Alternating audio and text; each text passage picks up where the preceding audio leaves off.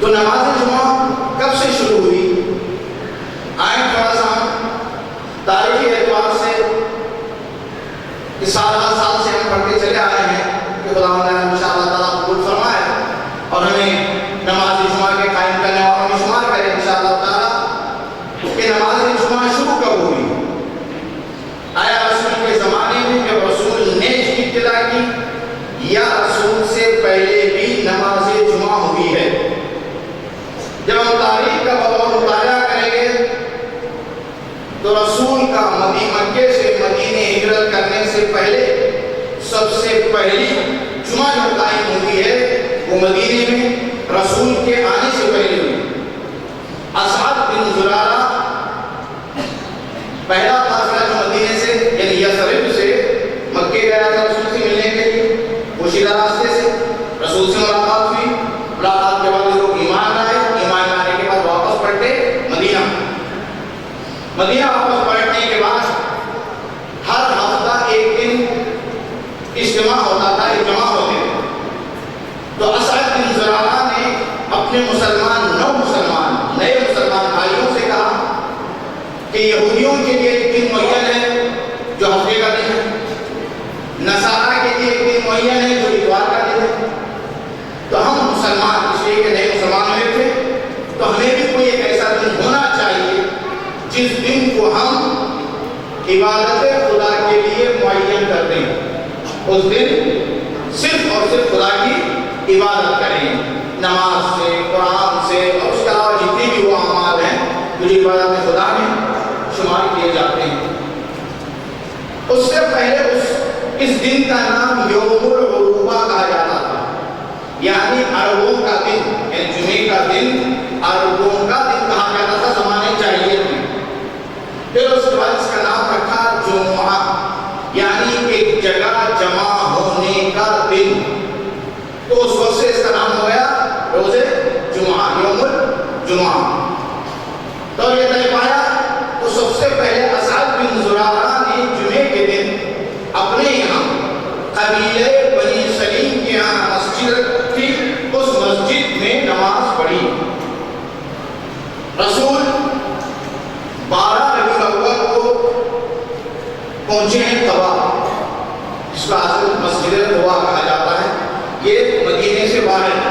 اب تو تقریباً مدینے میں شمار ہونے لگی، مدینہ بڑا شہر بن گیا، پہلے مدینے سے خالی شمار کیا جاتا ہے یہ علاقہ۔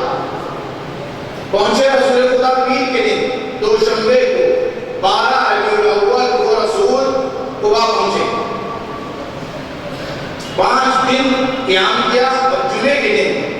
یہ ارادہ کیا کہ ہم چل کے نماز پڑھیں گے وہاں جہاں پہ مسجد نبی کی بنیاد رکھی ہوئی مدینے میں،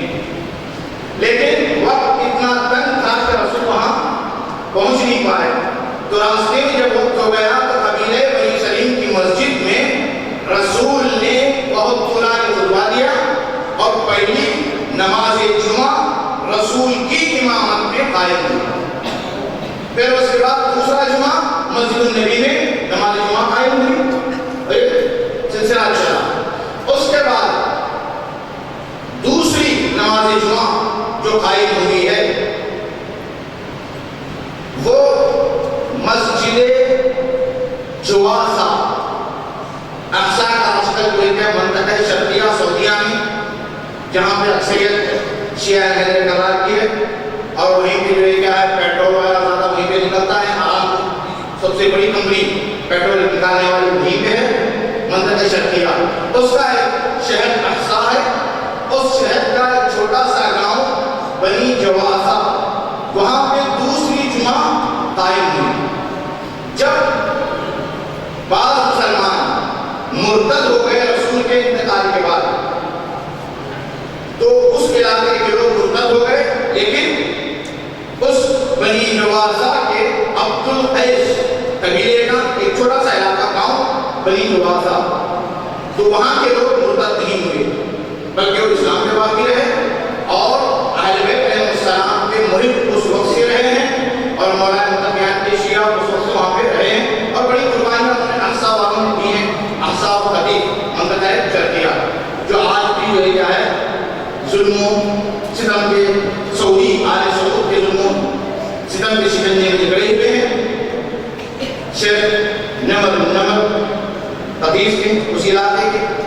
اور اس کے علاوہ بڑی بڑی شخصیات گزری ہیں، علماء شخصیات جو شہید ہوئے ہیں اور بڑی زحمتیں اٹھائی ہیں۔ تو یہ جمعہ اسی وجہ سے سورہ جمعہ کی اس آیت میں اِذَا نُودِیَ لِلصَّلَاةِ، یہاں پہ صلاۃ کے اوپر جو لام ہے، علماء علوم قرآن اور مفسرین کا کہنا ہے کہ اس کے لام العہد،